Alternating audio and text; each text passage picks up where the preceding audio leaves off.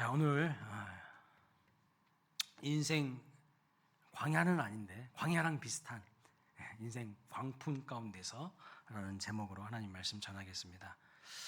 오늘 본문을 보시면 예수님께서 제자들에게 갈릴리 호수 건너편으로 가자, 건너자 이렇게 하십니다. 그런데 여러분, 왜 예수님께서 갈릴리 호수를 건너서 가기를 원하셨을까? 그 목적이 뭘까요? 예수님은요, 목적 없이, 이유 없이 어떤 일을 행하신 적이 없어요. 다 이유가 있고 목적이 있는데 성경이 다 그것들을 자세히 기록하고 있다는 것입니다. 오늘 우리가 읽지는 않았지만 25절까지 읽었잖아요. 26절부터 그 이하의 말씀을 보시면 갈릴리 호수 맞은편에, 호수 건너서 맞은편에 거라사 지방이 있습니다. 그 거라사 지방에는요, 귀신 들린 무덤가에 사는 사람이 있었어요. 남자가 있었어요. 근데 그 사람에게 군대 귀신이 들어갔습니다. 군대 귀신. 군대 귀신이라는 것은 여러 마리의 귀신이 들어갔다는 거예요.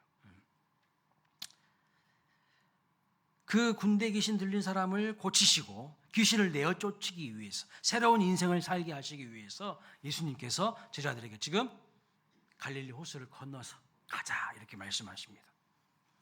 예수님께서 이 한 사람 만나기 위해서 갈릴리 호수에서 배를 타신 것입니다. 그런데 여러분, 그 과정이 참 어려워요. 쉽지 않아요. 오늘 본문 말씀 보면 광풍이 일어났다 이렇게 말씀하죠. 예수님이 참 피곤하셨던 것 같습니다. 그래서 예수님은요, 광풍이, 비바람이 막 몰아치고 거친 파도가 막 일어나는데도 예수님은 주무시고 계셨어요. 그만큼 아마 예수님의 사역 일정이 엄청 바쁘셔가지고 피곤하셨던 것 같습니다. 자, 지금 예수님은 여러분 왜 가시는 거죠? 자기가 잘 먹고 잘 살기 위해서 가는 겁니까? 하나님 일을 하기 위해서 가는 겁니다. 정말 피곤한 일정에 피곤한 몸을 이끌고 가십니다. 바쁜 스케줄 가운데 그 시간을 다 쪼개서 그 한 사람, 한 영혼 건져내기 위해서 가십니다. 그러면 좋은 날씨에 순풍이 불면 얼마나 좋을까요? 그런데 순풍은커녕 광풍이 부네요. 광풍이. 어려움이 닥쳐요. 이게 바로 우리가 경험하는 현실 아닙니까, 여러분? 우리가 경험하는 현실이에요. 내가 바쁜 삶 가운데 하나님을 위하여 살겠다고 결단할 때가 있지요. 이제 내가 주의 일을 열심히 하겠습니다. 내 시간도 구별하고 내 물질도 구별해서 하나님이 귀하게 여기시는 그 영혼들을 섬겨보겠습니다 라고 마음먹고 결정하면 앞길이요 확 열려야 되는 거 아닙니까? 예? 앞길이 찬란하게 시온의 대로로 쫙 열려지면 얼마나 좋겠습니까? 그런데 순풍은커녕 광풍이 불어요. 오히려 광풍이 우리 인생에 불어닥쳐서 우리 인생을요 집어삼키려고 한다는 것입니다. 그러면 자연스럽게 우리는 어떤 반응을 하게 되냐면, 하나님 어떻게 이럴 수가 있습니까?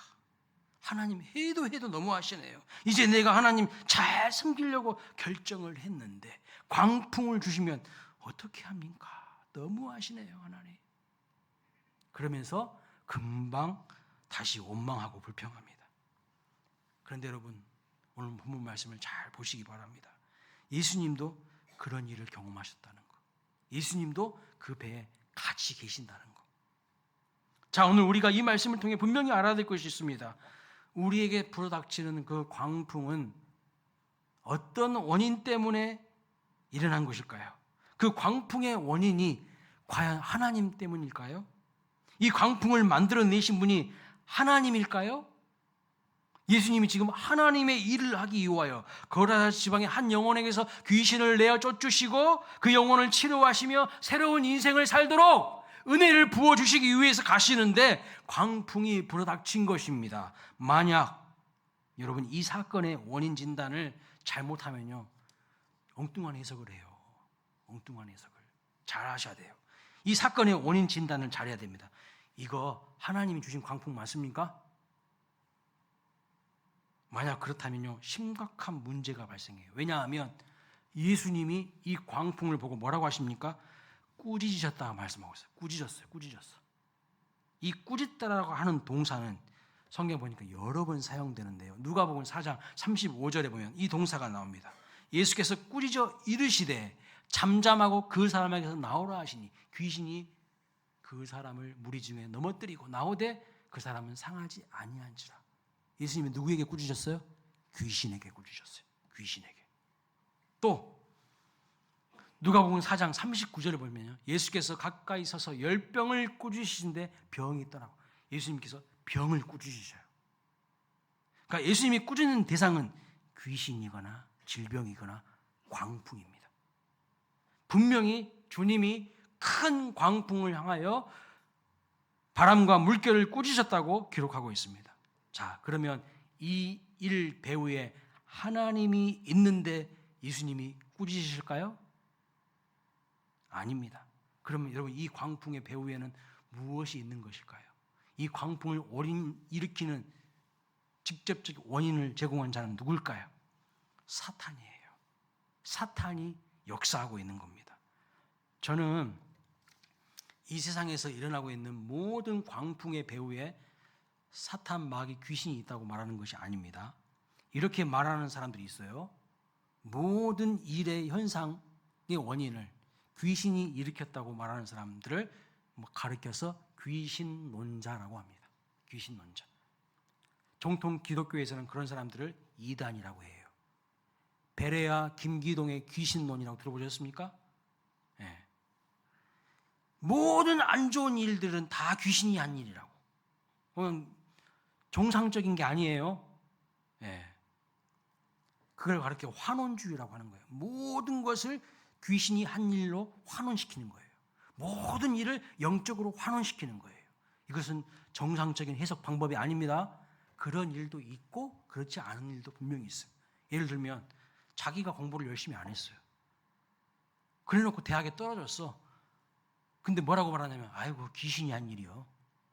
그럽니까? 자기가 공부 열심히 안 한 거잖아. 자기 책임을 회피하기 위해서 엉뚱한 기상 탓을 하고 있어. 그건 잘못된 해석인 거죠.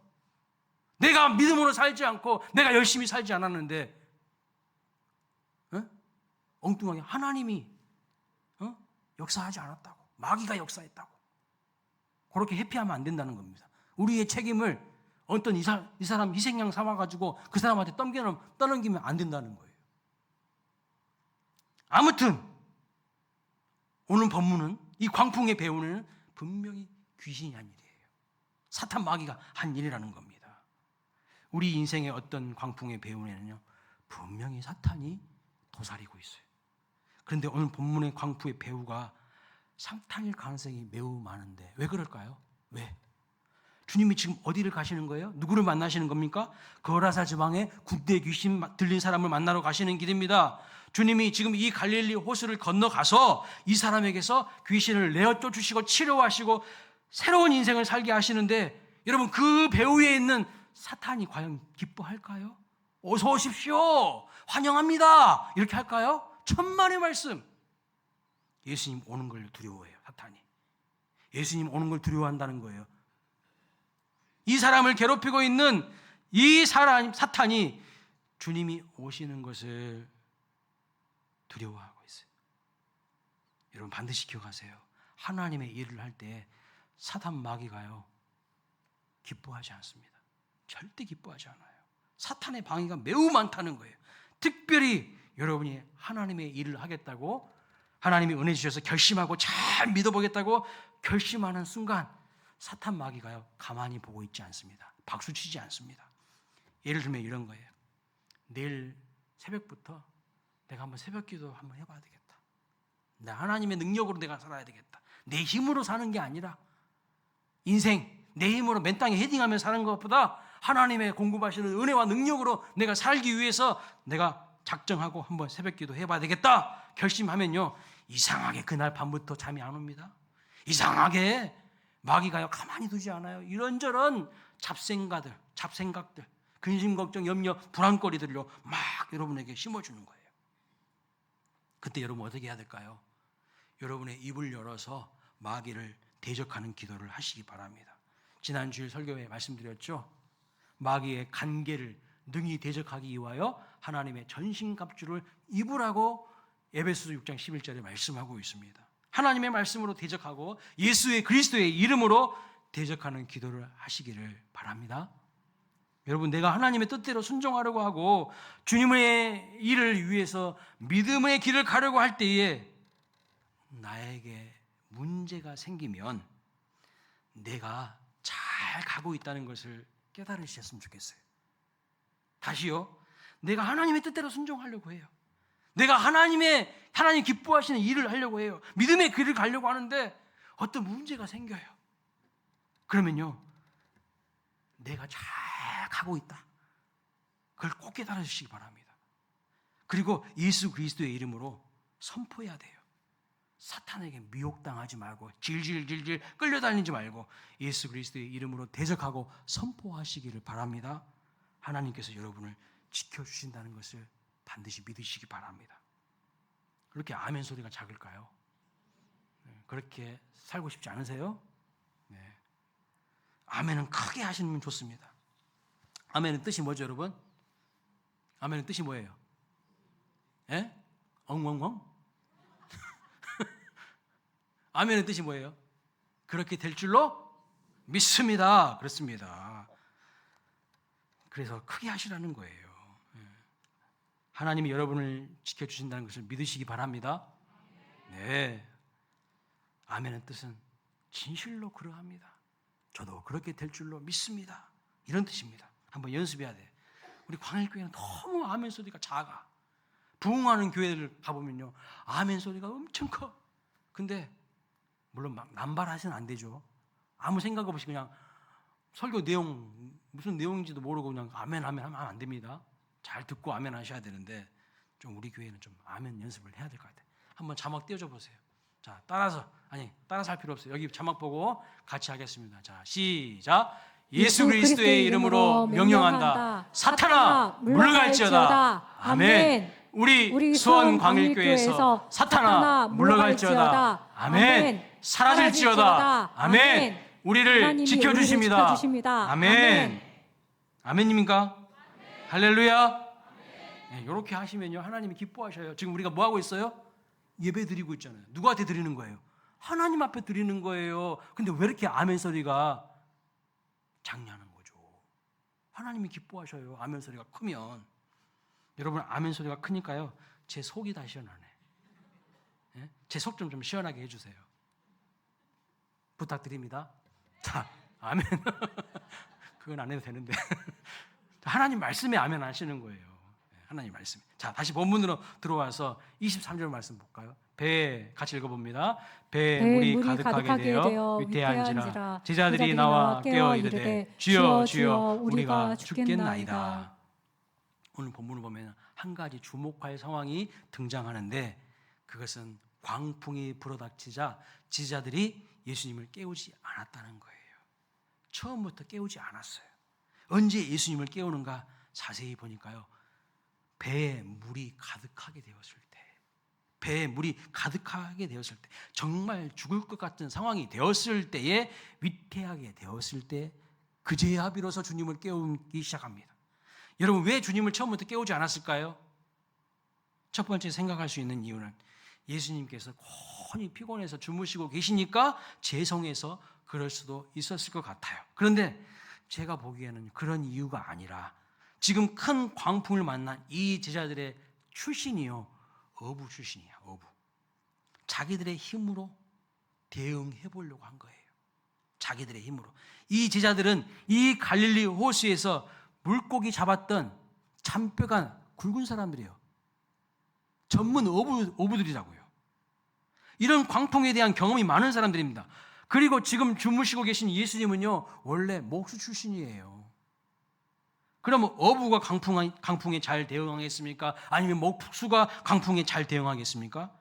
여러분, 자고 있는 목수 깨워봤자 뭐 할 줄 알겠습니까? 본인들이 평생 배를 탄 뱃사람이고 고기 잡던 사람들인데 이런 풍랑 처음 만난 게 아니겠죠? 그래서 예수님 나중에 깨운 거예요. 내가 할 거 다 해본 다음에 예수님 깨운 거라고요. 도저히 안 될 것 같으니까 그제서야 예수님 깨운 겁니다. 처음에는 충분히 자기들이 이 상황에 대처할 수 있고 케어할 수 있다고 생각을 한 것이죠. 그러다가 안 되니까 이제 예수님 깨웁니다. 우리랑 닮았죠. 우리의 모습 아닙니까? 내 힘으로 해보려고 하고 내 방법으로 해보려고 하고 그러니까 안 되니까 천부여 손 들고 옵니다. 그렇잖아요. 제자들의 이 모습이 우리의 모습일 가능성이 많습니다. 사람들이 인생에 문제가 생겼을 때요, 주님 찾지 않습니다. 내 인맥 의지하고 내 기술 의지하고 자기 노하우 신뢰합니다. 내가 할 수 있는 방법으로 다 해보다가 우리가 꼭 마지막에 뭐 하는지 아세요? 아이고 천부여 의지 없어 두 손 들고 옵니다. 주 나를 박대하시며 나 어디 가리까. 우리는 꼭 문제 생기면요, 내가 할 수 있는 방법대로 다 해보다가 안 되면 마지막에서야 겨우겨우 주님을 찾아요. 그래도 다행이죠. 주님 찾는 사람은. 아예 안 찾는 사람도 많아요. 인생 망하는 거죠. 처음부터 주님 찾으시기를 축복합니다. 마귀가요, 우리 마음속에 근심, 걱정, 염려, 불안거리들을 엄청나게 막 던져요.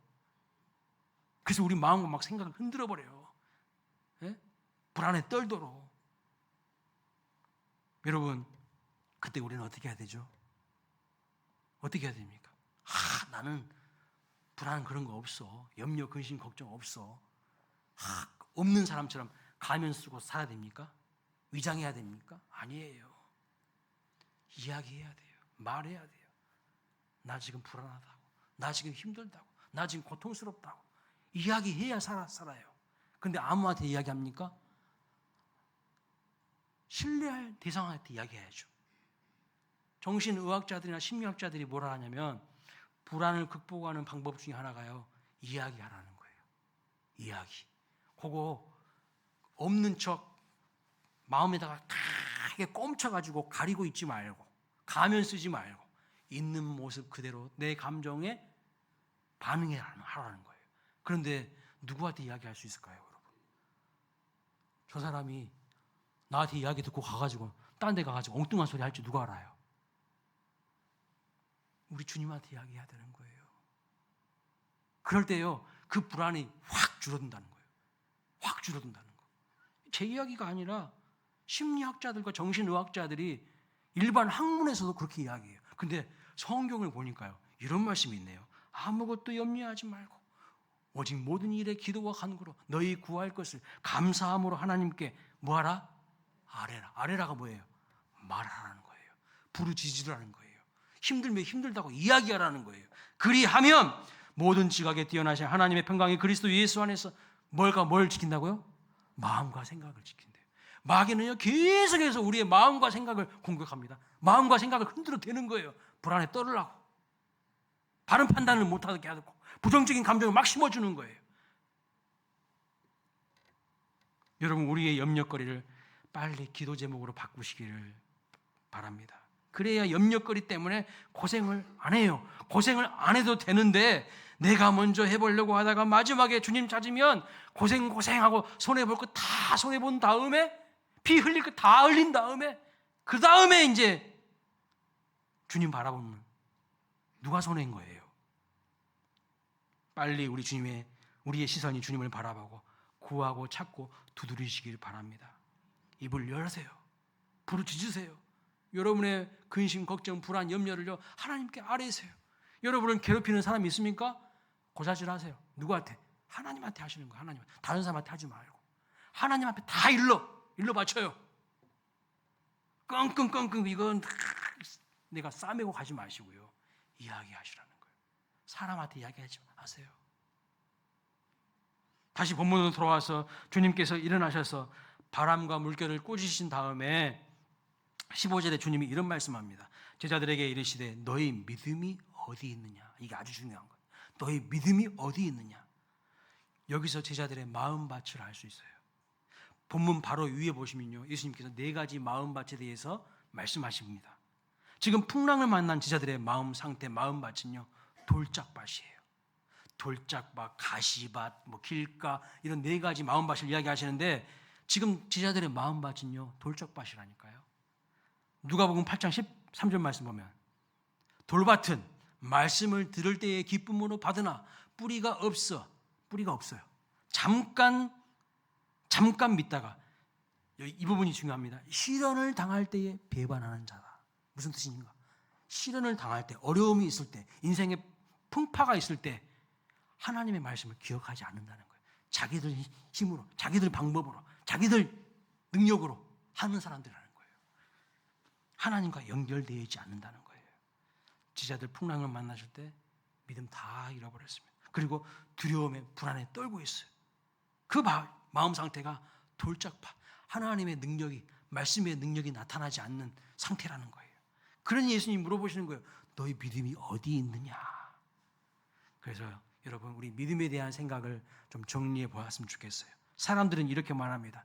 믿음은 보이지 않는 것이라고. 정말 그런가요? 정말 그렇습니까?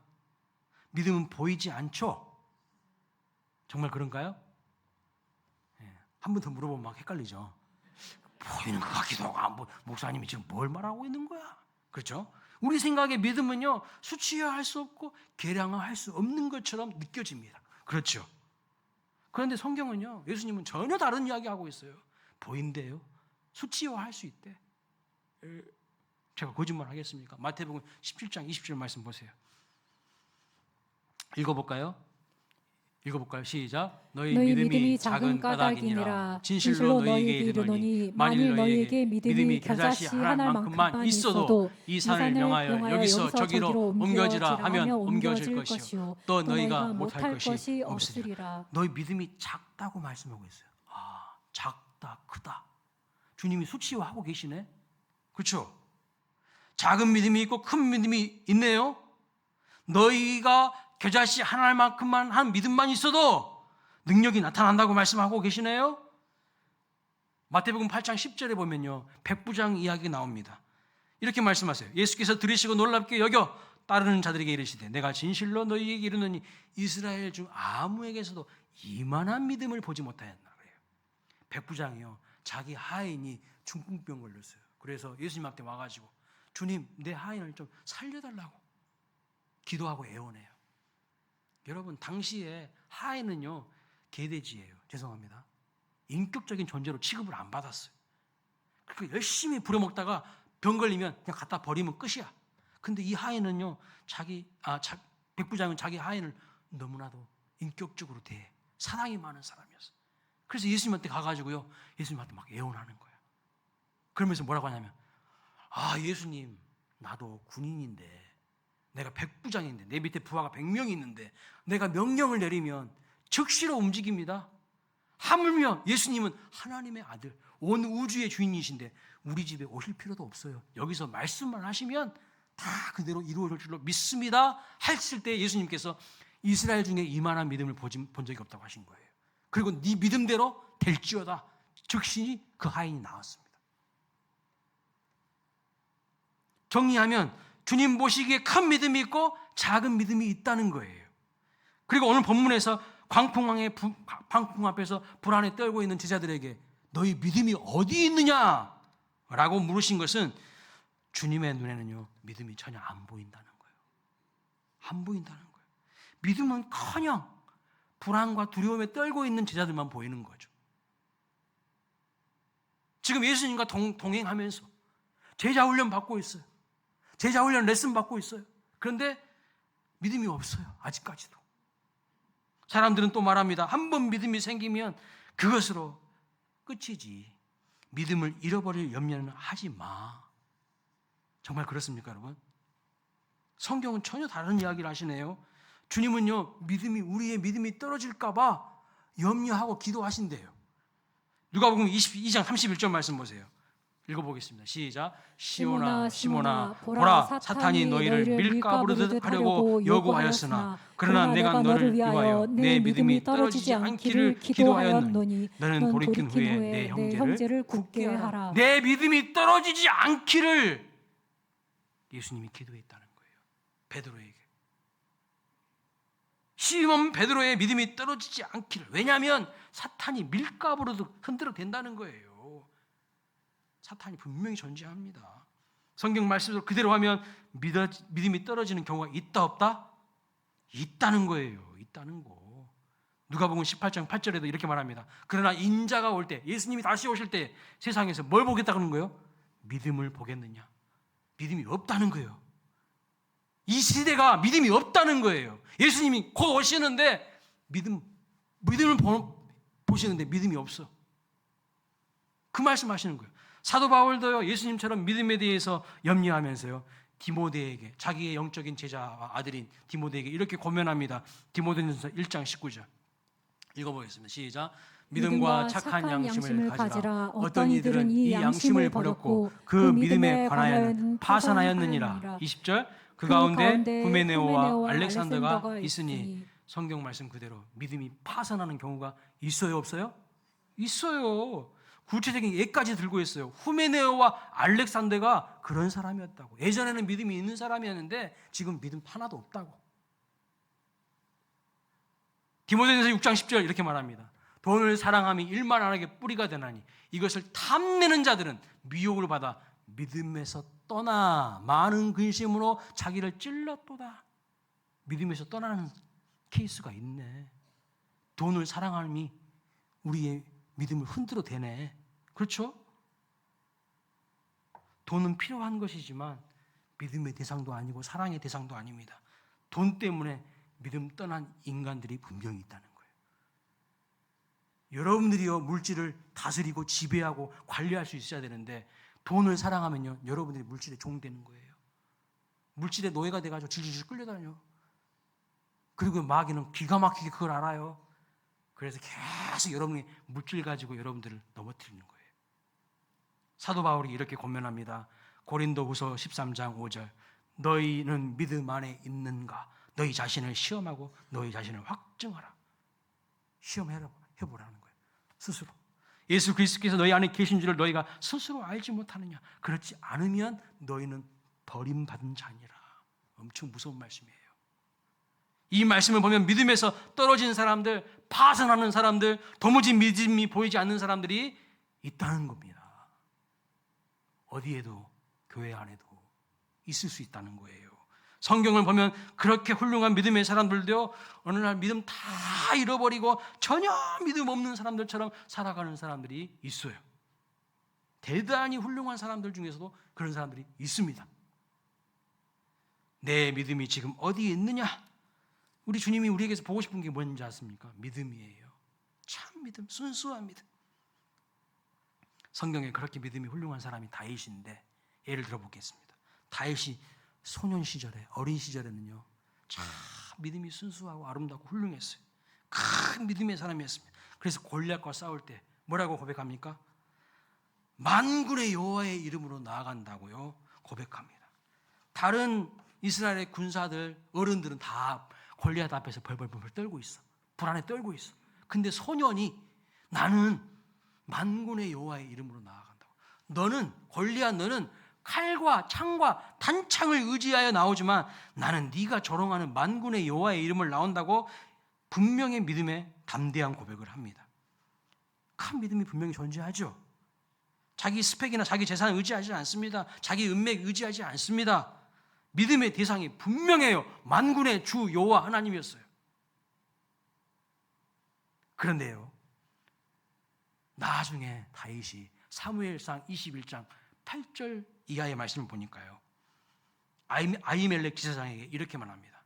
여기 당신의 수중에 창이나 칼이 없나이까? 내가 내 칼과 무기를 가지지 못하였나이다 하니. 무슨 말이냐면 사울 왕이 자기를 죽이려고 하니까요, 다윗이 혼비백산이 되어서 도망가는데 다윗에게 믿음을 하나도 찾아볼 수 없네요. 전에는 나는 칼과 창과 단창 이따위 거 필요 없고 여호와의 이름으로 나아간다고 분명히 담대히 고백했습니다. 그렇게 말했던 사람입니다. 그런데 지금 무엇부터 찾습니까? 하나님 찾습니까? 아니요. 칼부터 찾아요. 칼. 골리앗의 칼. 전에는 그 칼을 무시했던 다윗이었습니다. 그래서 아히멜렉 제사장이요, 다윗에게 이렇게 말해요. 9절 읽어볼까요? 시작.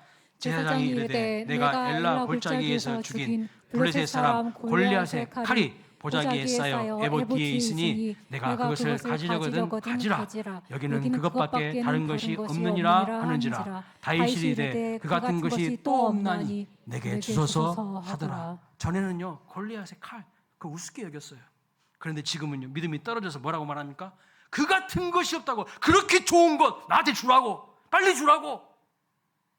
골리앗의 칼을 얻었는지는 모르지만 다윗에게는 믿음이 없어요. 지금 오늘 우리를 스스로를 점검해 보세요. 스스로 시험해 보라고 말씀했어요. 너희가 믿음 안에 있는가? 고난과 풍파 가운데 여러분은 도대체 누구를 의지하십니까? 주님은 우리에게요 네 스펙을 보여봐. 네 가진 지식과 인맥과 재산을 보여봐. 이런 말씀 안 하십니다. 세상은 그것으로 우리를 평가하지만 주님이 우리에게서 찾으시고 보고 싶으신 것은요 믿음이에요. 주님을 향한 온전합니다. 그 믿음이 세상을 이기는 것이라고 요한일서 5장 4절. 세상을 이기는 승리는 이것이니 우리의 믿음입니다. 믿음입니다. 25절 다시 한번 읽어볼까요?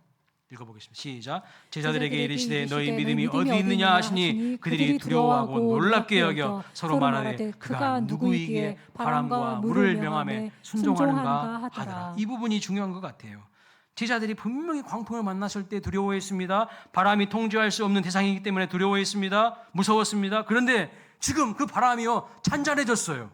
주님이 꾸짖자 바람과 물결이 잔잔해집니다. 그래서 제자들이요 또 두려워해. 두려움의 대상이 바뀌어요. 이제 누구를 두려워합니까? 그 바람과 물결을 잔잔케 하시는 예수님을 두려워하기 시작합니다. 이전에는요 바람과 파도, 문제와 고난과 상황을 바라보면서 불안하고 두려워했던 제자들이었는데 이제는 그 문제와 상황과 바람과 물결을 향하여서 꾸짖는 예수님을 두려워하기 시작한 거예요. 여러분, 이 두려움이 뭘까요? 주님을 경외하는 마음이에요. 주님을 경외하는 마음. 저는 이 시간 우리 모두에게 이 두려움이 임하기를 주님의 이름으로 축복합니다. 주님을 경외하는 마음이에요. 주님을 두려워하지 않는 인생은요, 신앙생활은요, 가짜예요. 예수님이 누구십니까? 하나님의 아들이시죠. 그분은 말씀으로 세상을 창조하신 분이십니다. 무한한 능력의 하나님이십니다. 그 예수님이 누구신지를 제대로 안다면요, 그분을 두려워하고 그분을 경외하게 되고 그분을 온전히 예배하게 돼요. 그런데 예수님이 누구신지를 모르니까요, 두려워하지 않아요. 그리고 세상이 두려운 거예요. 바람과 물결을 보고 두려워 떠는 거예요. 여러분, 오늘날 세상 사람들이요, 교회에 대해서 함부로 이야기합니다. 주님을 섬기는 목회자와 성도들을 무시하고 함부로 하는 사람들, 예수님이 누구신지를 모르고 믿지 않는 사람들이에요. 예수님이 누구십니까? 바람과 파도도 온 자연 만물이 그분의 말씀 앞에 순종합니다. 사탄도 질병도 주님 앞에 무기력에 지고 떠납니다. 그런데 예수님이 누구신지 모르니까 함부로 이야기하는 거예요. 두려워하지 않는 것입니다. 왜 세상 사람들이 교회에 대해서 함부로 이야기하고 예수 믿는 사람들을 함부로 대하는지 아십니까? 그들은 예수님을 못 보고요, 사람만 보고 있어요. 우리 뒤에 계시는 예수님을 봐야 되는데 못 보고 있어요. 교만한 마음 가운데 살아가요. 교만의 끝이 뭡니까? 패망이라고 말하고 있어요. 사망이라고 말하고 있어요. 주님을 못 보니까 교만하고 건방 떨고 있는 겁니다. 결국은 그 교만이 그 사람의 인생을 망치게 되는 거예요. 인생 무너지게 되는 거죠. 마지막으로 제자들이 두려워하고 놀랍게 여긴 그 다음에 그들이 뭐라고 말합니까? 25절 말씀 보시면 그가 누구에게 바람과 물을 명함에 순종하는가 하더라. 여러분, 제자들이 모르는 것이 있어요. 원래 바람과 파도는요, 하나님의 말씀에 계속 순종해 왔어요. 온 우주 만물이 하나님의 말씀에 순종해 왔습니다.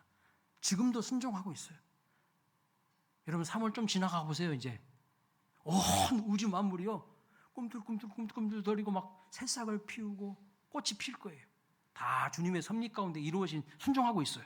그런데 유일하게 순종하지 않은 존재가 누군지요? 인간이에요, 인간. 그래서 어쩌면 바람과 파도가 제자들에게 대묻고 싶을지 모르겠어요. 뭐라고요? 너희 인간들은 누구이기에 순종하지 않냐? 이렇게 묻고 싶을 것 같아요. 우리들은 다 순종하고 있는데 너희 인간들은 도대체 뭔데 너희들이 순종하지 않냐? 이렇게 묻고 싶을 것 같아요. 구약에서 출애굽 사건을 보면요, 하나님이 대단한 기적을 행하시죠. 10가지 재앙을 기적으로 행하시지 않습니까? 그때마다 온 자연 만물이 순종합니다. 피, 개구리, 이, 우박, 예? 메뚜기, 그걸 통하여서 애굽을 심판하셔요.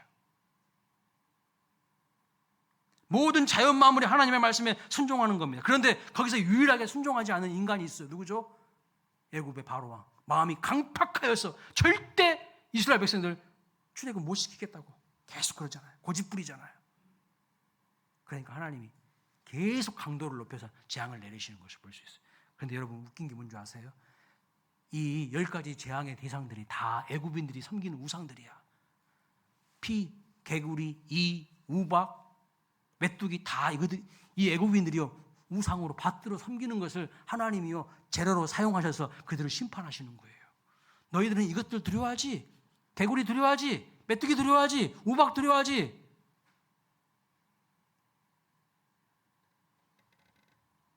요나서를 보면요, 온 우주 만물이 하나님의 말씀에 순종합니다. 그런데 요나가 하나님의 말씀을 어기고 니느웨로 가지 않습니까?